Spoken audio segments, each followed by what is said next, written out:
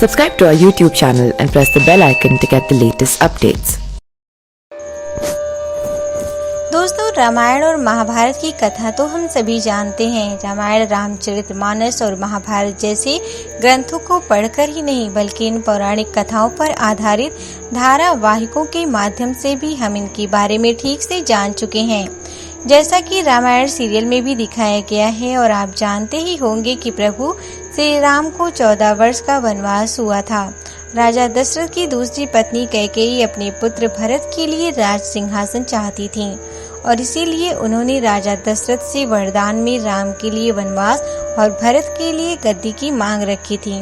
राजा दशरथ वचनबद्ध थे, सो उन्हें मजबूरन भारी मन से दोनों मांगे पूरी करनी पड़ी। दरअसल अपनी दासी मंथरा के बहकावे में आकर कैकेयी ने ऐसा किया। मंथरा ने ही उसे कहा था कि राजा दशरथ परंपरा के अनुसार अपने बड़े और प्रिय बेटे राम का राज्याभिषेक करने वाले हैं और ऐसे में उनके बेटे भरत को अपने बड़े भाई का दास बनकर रहना पड़ेगा। इसी बहकावे में आकर कैकेयी ने राजा दशरथ से अपने 2 वरदान मांग लिए। इन 2 वरदानों के पीछे भी एक कहानी है। एक बार युद्ध के दौरान राजा दशरथ के प्राण संकट में थे, तब कैकेयी ने ही उनकी मदद की थी। उस युद्ध में वह भी राजा दशरथ के साथ गई थी। कैकेयी ने राजा दशरथ के प्राण बचाए थे तो खुश होकर राजा ने 2 वर मांगने को कहा था।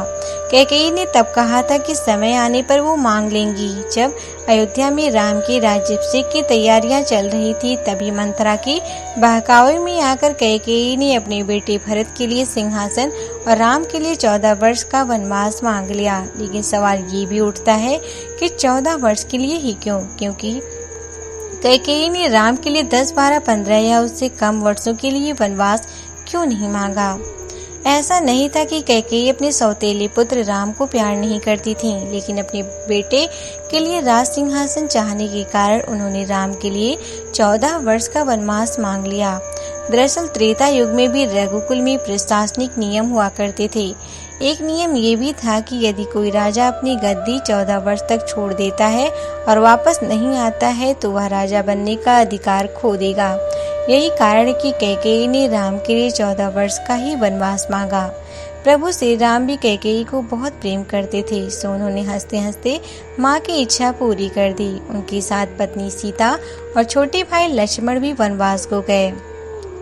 हालांकि भरत ने राम के खड़ाओं को सिंहासन पर रखा और खुद गद्दी पर कभी नहीं बैठे। रावण वध के बाद श्री राम के वापस अयोध्या आने पर उनका राज्याभिषेक किया गया।